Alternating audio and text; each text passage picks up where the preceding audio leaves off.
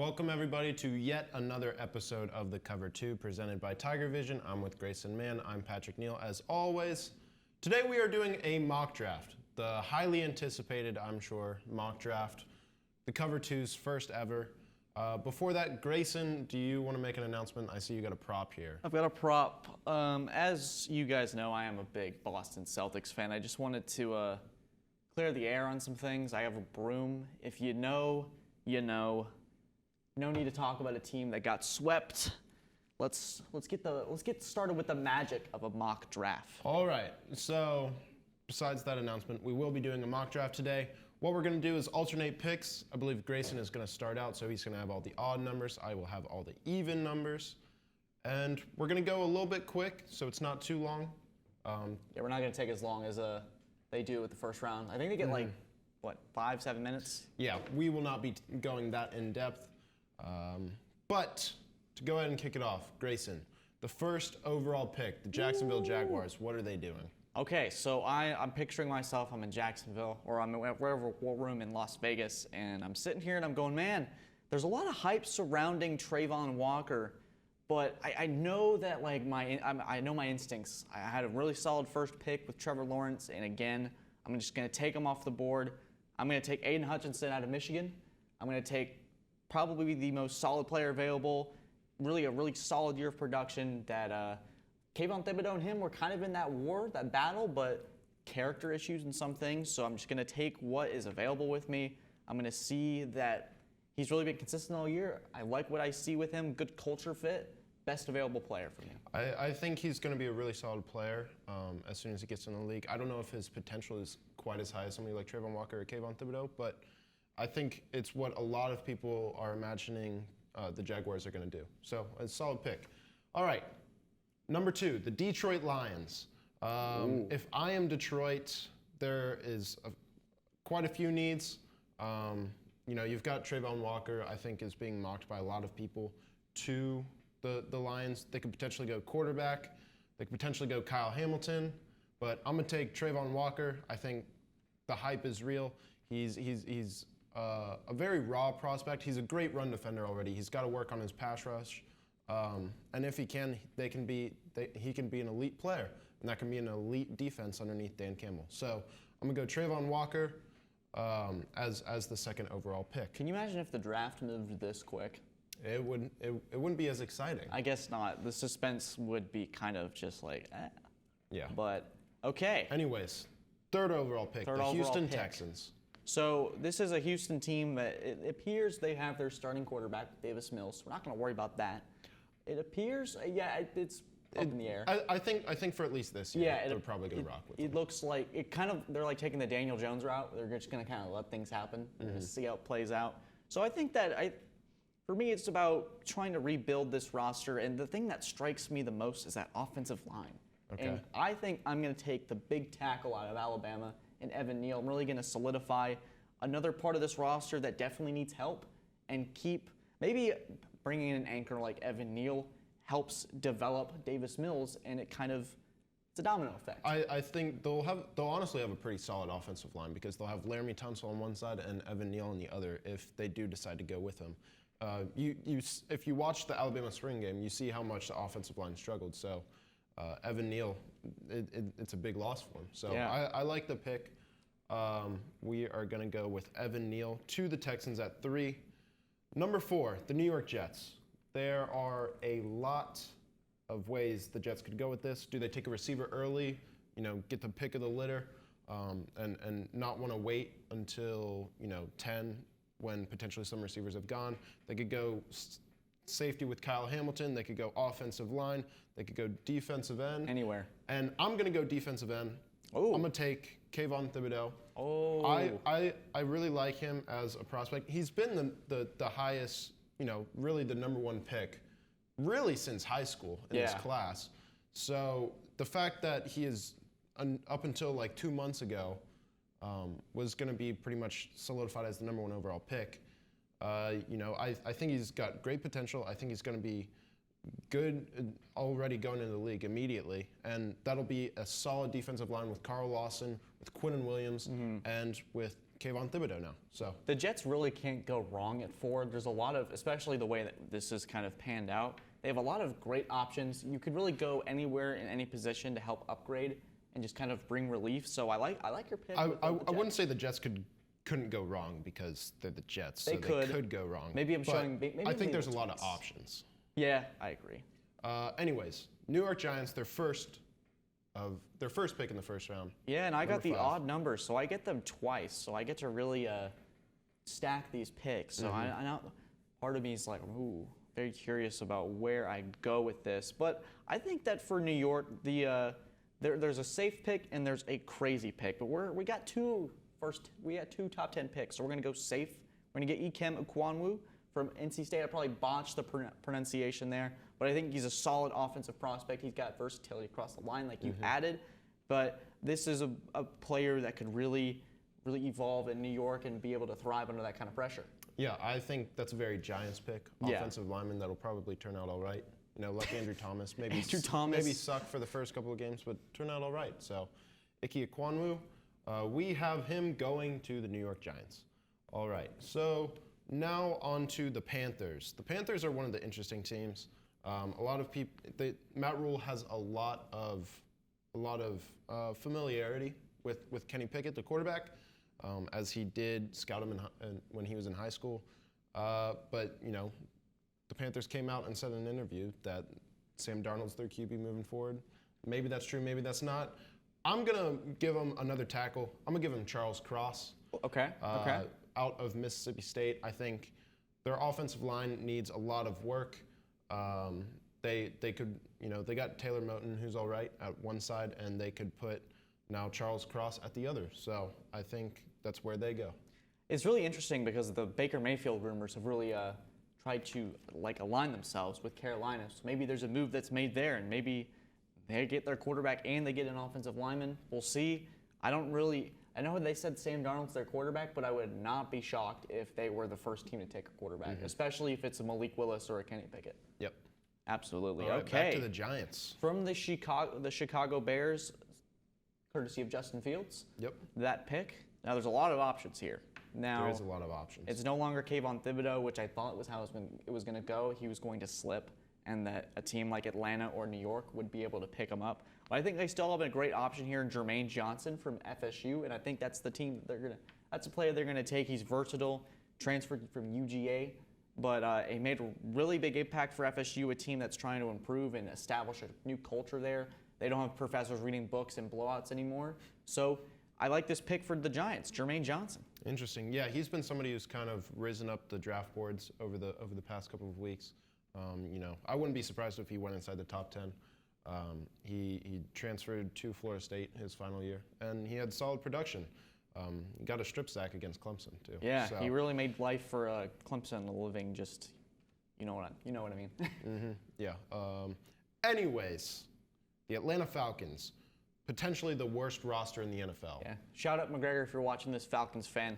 We got your pick covered right here. Yeah. So I think if I'm the Falcons, you could go quarterback, but there's so many areas of need that I think you got to get some excitement, fill the fans with some excitement. So I think you got to go skill position. Yes. I'm looking at Garrett Wilson, I think, and Treylon Burks potentially. Honestly, that would be a very exciting combo of Cordero Patterson and Treylon Burks, two guys that can do a lot in the offense. Oh, yeah. I'd kind of like to see that a little bit, but I think they'll probably, if Garrett Wilson is still on the board here, I think they're going to go Garrett Wilson. So that's who I'm going to go with. A lot of people's wide receiver 1 out of Ohio State had 3 years of good production, and I think he's a really, really solid overall prospect. Mm-hmm. I agree. I think that really he was one of the flat. This is a receiver class too. That there's not a significant drop off after a couple. There's a lot of first round talent that's probably going to go in the second round or even the third round, depending on how things go. Really excited to see what Garrett Wilson can do. He's a really skilled receiver. Made life for C.J. Stroud. Really just great last year. So for Marcus Mariota, you add Cordell Patterson. This could be a lot of speed on a roster that has Kyle Pitts, Patterson, and Marcus Mariota, who I believe could make something happen with this kind of roster. Don't forget Olamide Zaccheaus and Auden Tate as well. Two very, How could I forget? awesome receivers. I think Zacchaeus ran into a guy. I was at a Falcons-Patriots game, and they ran into each other. And I was like, man, if this isn't the Falcons, I don't know what is.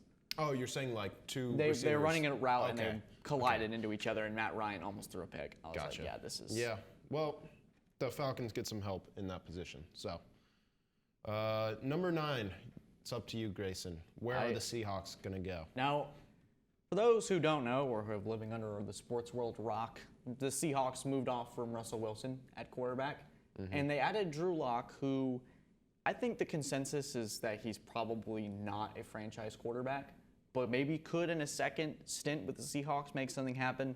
I think that Drew Lock is a designated bridge guy because the Seattle Seahawks are going to draft Malik Willis out of Liberty. I think Pete Carroll is in love with that kind of guy who comes from that small school, builds a culture, and can probably see a little bit of Russell Wilson in Malik Willis in terms of that skill set, can move around in the pocket, makes all the right throws. I like where this is going. I don't know how to say it. I like Malik Willis to the Seahawks for a multitude of reasons. He'll have DK Metcalf to throw to. It'll be really nice. The Seahawks aren't a terrible team. They're just a team in need of direction. I think Malik Willis could bring that. He is going to be a massive project for the Seahawks. Right. But as an offense that likes to run, Pete Carroll likes to run the ball, Malik Willis is going to enter the league as one of the top running quarterbacks already. He's going to be up there with Lamar Jackson, with Jalen Hurts. And I think, maybe you start Drew Lock for a little bit, see if he can cook. Probably not, but you never know. And eventually they transition to Malik Willis. So Drew Lock can always recite the rap lyrics on the sideline. this is true. Always can. So if the Seahawks need that, they'll be able to have that. Absolutely. All right, New York Jets. Oh. It's their second selection. At this point, I can't believe Sauce Gardner has fallen this far. That's true. We've kind of just let him fall, in all honesty. Yeah, the disrespect. And the Jets are, in need of a corner. It's one of the positions of need. Robert Saleh gets a solid piece to help his defense, and he's a very good press man. In press man, he's a very lengthy corner, good size, good speed, and I think he's probably the top cornerback in this class. So I'm gonna go Ahmad Sauce Gardner. His for the name 10th is selection. Sauce Gardner. So you're going to bring some juice to the Jets, some confidence and some swagger that they need. Exactly. And I think Zach Wilson is like part of that, like, you use the word swagger, like just more in terms of energy and just like that moxie that Sauce Gardner brought with really anchoring a Cincinnati defense that went to the playoffs and gave Alabama some fits in the postseason. So it'll be really interesting to see what he brings to the Big Apple with the Jets. All right, number 11. Okay, Washington Commanders. It seems like every other year they're changing their name, but they got some direction, and I can't believe, and I think Washington in this scenario would not be able to believe themselves. Like, wow, can't believe Kyle Hamilton is still on the board. A safety that can virtually do it all, has an insane amount of talent and insane amount of skill set. I think that Kyle Hamilton's the pick for here, and be able to complement. I see you looked up Landon Collins. Is he still on the team? No, he got released. Perfect. So Kyle Hamilton's going to go right into that spot. Yep. And fill what Landon Collins has left from the team. First pick in Commanders history. Yeah, interesting. Yeah, I guess as the new name, they get perhaps the best player in the draft at number 11. Which is pretty nice. Yeah, I mean, it turns out he ran another 40, and it was around 4.5-ish, not 4.7. Oh, good. So good. Maybe he doesn't drop as far as number 11 in the actual draft, but Yeah. in our mock draft, he has fallen to number 11, and I think a lot of people are mocking him to Washington. So they get a very, very solid safety. Well, when you go down these these 10 picks, a lot of it is need or just best, picks like Trayvon Walker, Kayvon Thibodeaux, those just raw athletes, best available. I think that for Kyle Hamilton going to the Commanders, it's best fit. Not saying that Kyle Hamilton isn't as talented as like a Thibodeaux or Hutchinson. It just is way the dominoes fell in this situation. Okay, yeah, I agree with you. But on to number 12, Minnesota Vikings. There's a few things they could go. They could go edge, kind of replace that aging defensive line. They could go D tackle. They could honestly even go wide receiver at this point. We've only had one wide receiver drafted. I think Jameson Williams could be somebody that goes early. Even though he has the ACL injury, he could go top 10, top 15. You have Drake London, you have Traylon Burks. But honestly, I'm going to give him, where do I want to go? You know what? I'm going to shake it up a little bit. I'm going to give him Jameson Williams. I'm going to give him that third receiver. Adam Thielen is aging. He is getting older. He's not going to be there forever. If they get Jameson Williams, they have perhaps the deadliest wide receiver combination in the league, with the likes of the Bengals, with the likes of the Rams. Although I guess the Rams don't have Odell or Robert Woods anymore. So I think, honestly, they might have second best wide receiving core. At least top 5. With Kirk Cousins. Yep. All right. So Minnesota, Kevin O'Connell gets a solid wide receiver prospect. So Jameson Williams, he is going to go to the Vikings. I actually really like that, and I did see that somewhere that they, if he was available, Minnesota would make a move to try to upgrade that core. Because, hey, try to give Kirk Cousins all the help you can get. You'll have Dalvin Cook, you'll have Jameson Williams, Adam Thielen, and Justin Jefferson. It'll be an exciting offense. That'll be crazy with the most Kirk Cousins quarterback at. Kirk Cousins is another word for probably average, but I think that kind of receiving core can elevate a quarterback like Kirk Cousins, who had a fantastic season last year. And they'll be looking to make a playoff run for sure. Plus, you won't need to have Jameson Williams back right away. Yeah. You won't have to rush him. You can keep it. Sounds like he's ahead of schedule, though. Yeah.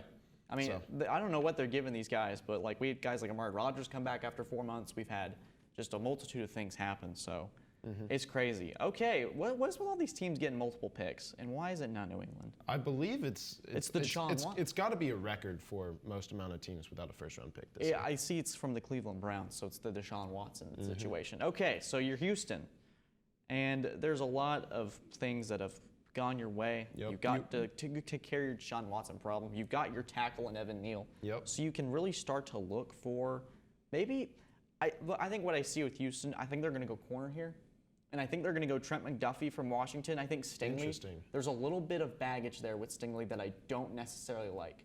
There's a lot of, he had a fantastic freshman year, which, if you just put it in that and look at that on an island, that's probably worthy of the best corner in the draft.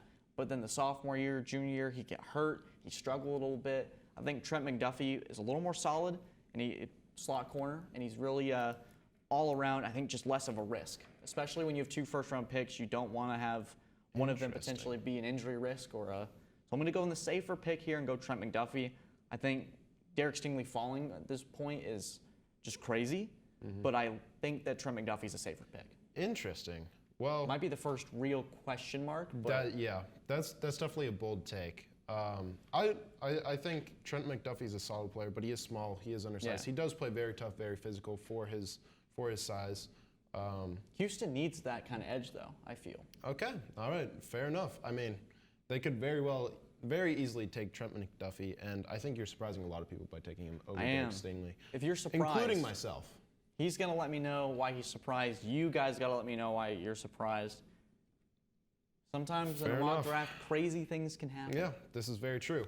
So I think at this point, the Baltimore Ravens, seeing that Trent McDuffie has gone to the Houston Texans, they're ecstatic that Derek Stingley has fallen all the way to 14 for him. And because of that reason, they're going to take Derek Stingley. You saw last season they had a lot of issues with cornerback. They had Marcus Peters injured all year. They'll be getting him back this year, but there were a few games, especially when they were playing the Bengals, when they would give up a lot of passing yards. And with Deshaun Watson coming to the Browns, there are a lot of explosive teams in the AFC, and they're going to have to be able to compete on the defensive side. So they're going to take Derek Stingley, who could potentially be the best cornerback in this class. Right. Had a very solid freshman year. Has had injuries, but I think he's still a very, very solid cornerback. So the Ravens are ecstatic with Derek Stingley at 14, I think. I might have screwed the Texans. We don't know. Maybe. Only with hindsight we'll be able to see how wrong or right I was. But Philadelphia, so this is an interesting one. A team that made the playoffs.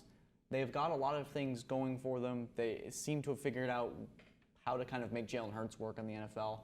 A solid receiving core. I've seen a lot of them, these mock drafts, say that they would take a receiver here. But I actually think the Philadelphia Eagles will select Jordan Davis at the 15th pick. Interesting. There's a D-line thing here.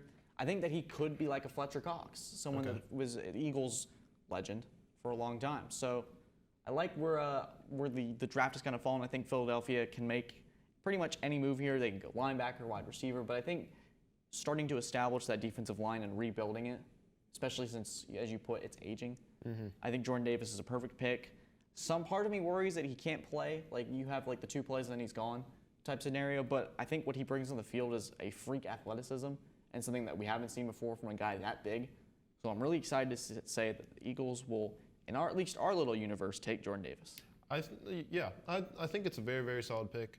I think it's very much an option. I believe that whole issue that he can't play, more than 2 downs at a time might be a little bit overblown. If all he's doing is focusing on football, I think he can get his conditioning up and can probably stay on the field a little bit longer.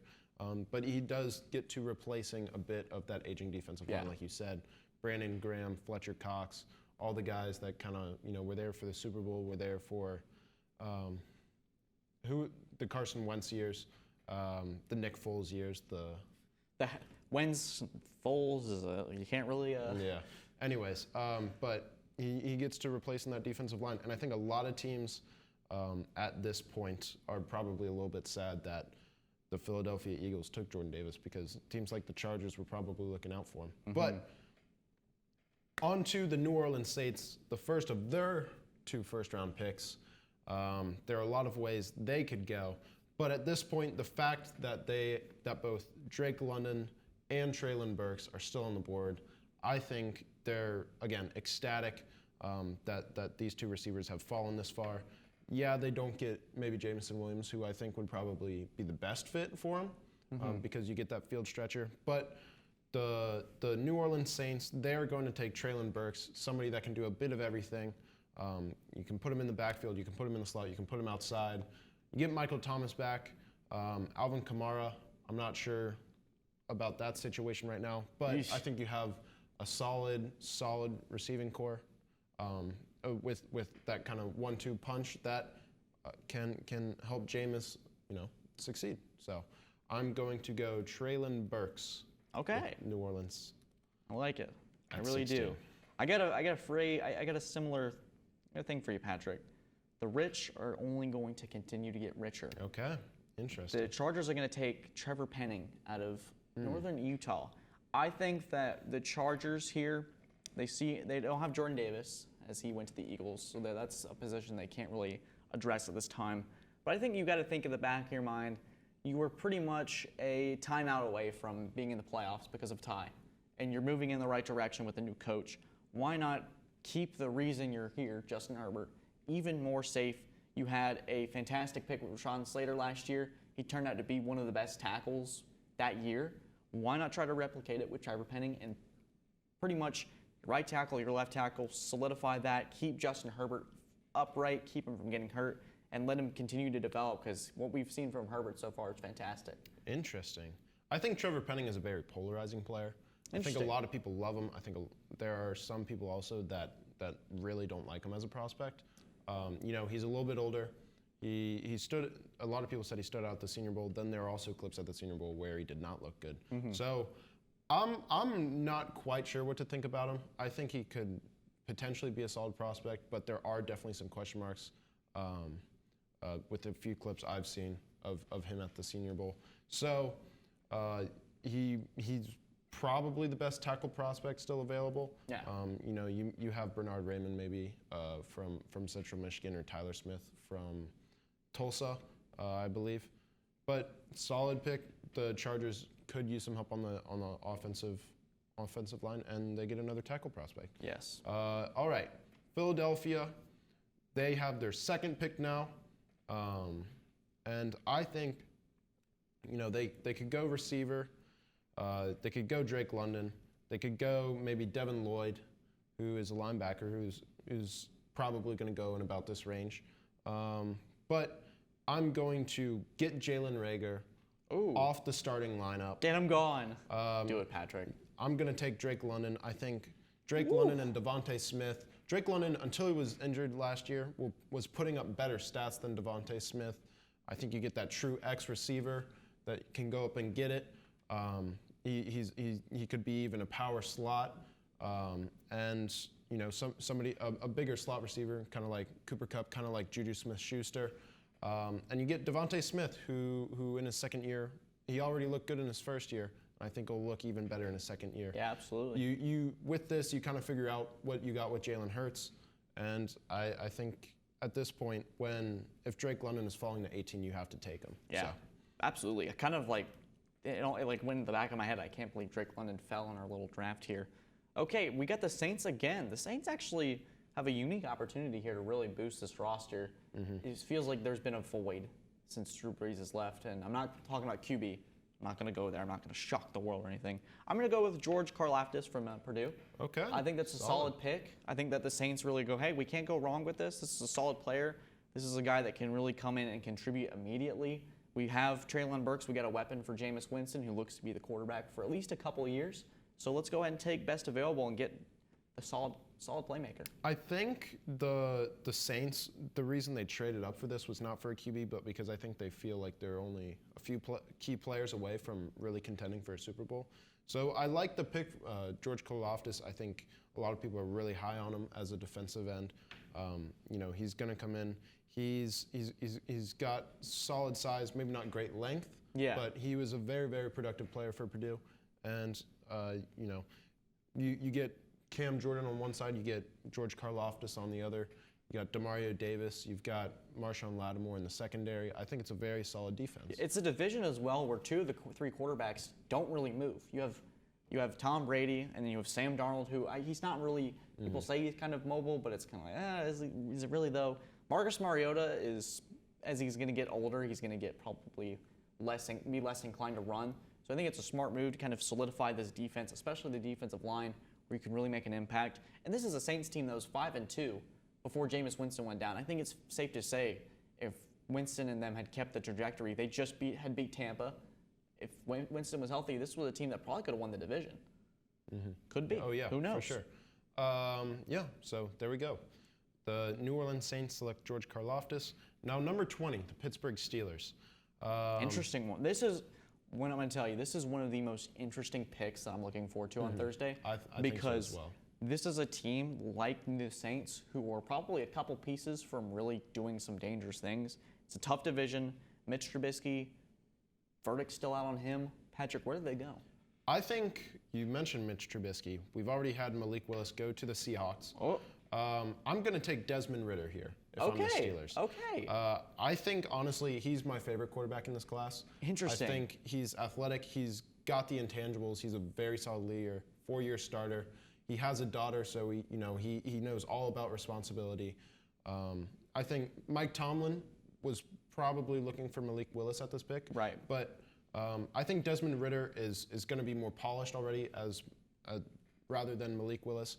He could, Mitch Trubisky could maybe go in and play 2-3 games. But I think Desmond Ridder is going to be a very solid quarterback.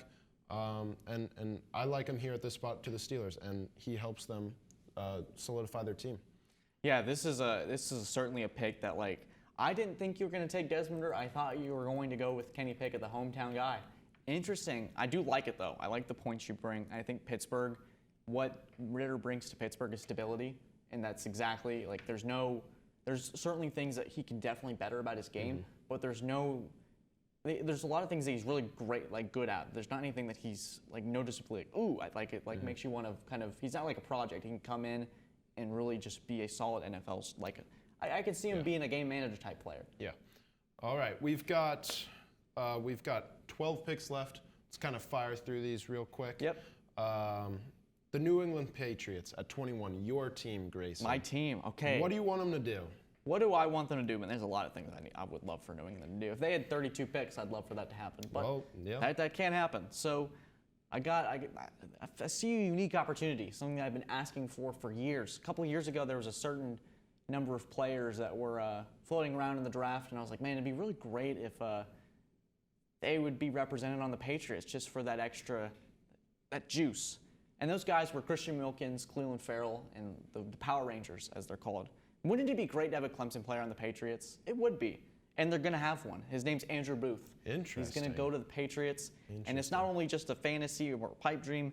Andrew Booth brings the similar things like you added in these notes to J.C. Jackson. I think that he's the best athletic in terms of like freak athlete. He's made some fantastic plays. I think he'd come in, a team that desperately needs corners, comes in, brings a lot. I think that they got torched against Buffalo, and they're going to need a guy that can match that freak athleticism of Josh Allen and say, hey, we got a corner that can do a lot of great things, played the ball really well. I'm really excited about this. If they could get Andrew Booth, my night would be made. My night would be made. Yeah, I think the number one thing they need is speed on that defense. Yes. They got absolutely exposed by the Bills. And Booth is actually a fantastic, not to cut you off, he's a fantastic tackler too, which New England sometimes struggles at making first contact. I think he's also got the best ball skills of all the corners in this draft. The only issue is he has had injury issues. Yeah. So that could see him fall a little bit. He didn't participate in Pro Day or the NFL Combine. But I think he is a very, very solid corner. Yep. And will do very, very well in the league, barring any injury setbacks. Yes. The Green Bay Packers at 22. Now they need a wide receiver. We still have Chris Olave on the board. So I'm looking at him immediately. We have not selected a linebacker yet. That's interesting. We've had Devin Lloyd. We've had Nakobe Dean, who I think could slide a little bit. But Devin Lloyd has slid a little bit. Maybe even Quay Walker from Georgia as well. Man, the Georgia linebackers. Georgia no wonder they linebackers won are this year. absurd. But I think for the sanity of Green Bay Packers fans, they got to take a wide receiver. You can't have just Allen Lazard on the roster. You can't have Amari Rodgers on the roster. No disrespect to No Amari. disrespect to Amari Rodgers, but you need that true number one option. Maybe that becomes Allen Lazard. Maybe that becomes Darren Waller, because there are reports that he might get traded to the Packers. But I'm going to take Chris Olave. Okay. Get that receiver off the board for the Green Bay Packers. All right, Arizona Cardinals up next. Okay. Who they got? They're gonna be like, wow. All right, let's go ahead and they're gonna have the best linebacking duo in terms of athleticism. They're gonna add Nakobe Dean to the Cardinals. They're gonna have on one side Nakobe Dean, who isn't as athletic as Isaiah Simmons, but can do a lot of similar things, can fly around the ball, can cover. I think this is a perfect option for him, be able to pair up and really add more speed that they already have. They have Budda Baker, they got Nakobe Dean, they have Isaiah Simmons. This is going to be a fast defense in a division where they can start to smell blood. Super Bowl hangover, no Seattle Seahawks threat. San Francisco 49ers, what's going on over there with Debo and the starting quarterback situation? This is a year to pounce on it, especially with Kyler Murray committed. All right. Dallas Cowboys. I am going to take, if I'm the Cowboys, I'm going to take an offensive lineman. They lost Lyle Collins. They need a guard. I'm going to take Kenyon Green out of Texas A&M. He provides versatility. He could play tackle. He could play guard. And I think that is a position of need for the Cowboys. What a deal for him going from Texas A&M to Dallas. Not a far trip home. All right, Buffalo. This is going to be where the first running back comes off the board in Breece Hall. Interesting. I think Buffalo, they've always been struggling to have that because they've been so darn good at the pass game. They've been so amazing with Josh Allen, Stephon Diggs. They've never really needed to worry about the run game, but it would make them more of a complete team if they could add that true number one running back besides a Devin Singletary or a Zach Moss, who are solid backs, but they're not what Breece Hall could be potentially in the NFL. Gotcha. All right. Yeah, I think it's solid for them, and it's kind of just whatever they want at this position because they're so deep. Yeah. They have a very, very solid roster. Tennessee Titans, I'm going to take Zion Johnson.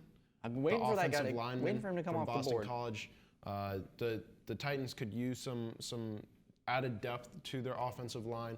I think Zion Johnson, kind of similar to Kenyon Green, could be versatile. You could play him in a few different positions. And I think they just need to bolster that offensive line to protect Ryan Tannehill, to protect Derrick Henry. Yeah, I agree. All right, for the Tampa Bay Buccaneers, I was going to go with Zion Johnson. I was kind of seeing what you were going to go with that. But I'm going to take it a different route. I think Tampa is looking to get that slot receiver back because they had Chris Godwin. He's going to be Antonio Brown, my fault, and he went on his crazy case. I think they're going to get Jahan Dotson from Penn State. Interesting. I think they're going to add another weapon for Brady. And they're like, all right, you're committed, you're back. Let's try to get that receiving core. Because I think whenever Antonio Brown came off, there was a drop-off. They didn't have Chris Godwin because of the ACL injury. So there's a lot of things that I want to see with Tampa Bay. I think Mike Evans, he's going to continue to get older. So you bring in a young receiver like Jahan Dotson, who who has a lot of potential. Interesting. You don't have any faith in Scotty Miller? I do not have faith in Scotty Miller. Man, I'm also a little that bitter sucks. that Brady has another small slot receiver that looks like Edelman, so I'm a little bitter towards him. Fair. All right, Green Bay Packers. I think at this point they are ecstatic that Devin Lloyd has somehow not come off the board. I don't think there's any way he lasts all the way to 28. Yeah. But Green Bay is going to get a solid linebacker that is good, that is versatile. He's good in all three levels of the field, and he is going to be there alongside, not Devin Bush. Who's the other? You got not Zadarius Smith, Preston Smith. Yeah. I'm sorry, and wow, I am blanking on Rashawn Gary. Wow. There you go. You're just gonna bolster that defense and continue to help yourselves to make a push to the Super Bowl. Yep. Okay, Kansas City. They're going to take George Pickens from Georgia. Wow. I think George Interesting. Pickens could be potentially one of the top receivers in this draft class. There's a lot of potential there with him. A guy that can get pretty much any football you throw his way. He made a big play in the national championship where Stetson Bennett just chucked the ball up and said, "Hey, George, go make a play." And this was right after he had that significant injury. I think George Pickens comes and brings Mahomes. I think they're really starting to change the identity. They brought in guys like Juju Smith-Schuster, more big, lanky receivers that can go and make these 50-50 plays. So Mahomes doesn't have to it's changing the way the teams will cover the Kansas City Chiefs. Fair enough. Fair enough. I think, they definitely need a receiver. I have seen reports that George Pickens might have some off-the-field issues, potentially, but I think he is one of the most dominant wide receivers in this class. There's just a little bit of baggage with him, but Kansas City does have 2 picks here. So we're going to go back-to-back because they are the 30th overall pick as well. I'm going to give them Logan Hall, rising defensive tackle, defensive edge. You can play him all over that defensive line from Houston. You have an aging defensive line with Frank Clark, with Chris Jones, and he has been somebody that has been rising up the draft boards recently. So Logan Hall is going to go to the Kansas City Chiefs. All right. Okay, your Bengals, Patrick. Yes. What are they going to do? I think they're going to take Tyler Linderbaum from Iowa. The dude's a freaking pile driver. That's who I want. Dude's a beast. Yes, and I this agree. is a team that was an offensive line protection away. You remember the play that Aaron Donald got to Joe Burrow in the final play of the Super Bowl, and Jamar Chase was wide open down the field. Imagine if they had Tyler Linderbaum there to maybe hold off Donald for maybe a second more. Joe Burrow finds Jamar Chase, and the Cincinnati Bengals win the Super Bowl. This is just an extra insurance piece for Joe Burrow. I think, if you get Tyler Linderbaum, you're able to move Ted Karras and Alex Kappa to guard. You kind of complete that offensive line with Lyle Collins and Jonah Williams at the tackle spots. The only issue is he is a small center. I think he's going to be very good, but you're going to have to basically run out an outside zone scheme. You won't be able to run down the middle because Tyler Linderbaum is much better laterally as opposed to downhill. Yeah. But I really like that pick. That's who I want the Bengals personally to take. So, awesome. Dude's a beast. He's an offensive lineman from Iowa. Can't go wrong there. Can't go wrong with that. All right, last pick in the mock draft, number 32, the Detroit Lions. I think they could go, again, we have them taking Trayvon Walker at 2. I think they're going to bolster that defense yet again. I'm going to have them taking Dax Hill, the safety out of Michigan. You can play him at safety. You can play him at slot cornerback. He's got some versatility. He's from Michigan, so he's not having to move too far. And I'm sorry, a little stutter there. The Lions don't have great safeties. They're going to get a new starting safety in Dax Hill that they can play everywhere. Bite kneecaps off. Dan Campbell gets his guys, and that'll do it for this 2022 Cover 2. Episode 28 mock draft. There's a lot of surprises, but no trades also. We didn't really want to. Yeah, we didn't want to do trades. It would just get too complicated. Confusing. But yeah, that does it for me, Patrick. It's always a pleasure, and I cannot wait for Thursday. Yeah, I know. Hopefully this didn't go too long. We appreciate you all tuning in. We appreciate Zach. I think we're going to have one more episode next week, potentially with finals week. But we are going to, again, thank you all for tuning in, and we'll see you all next week. Have a good one.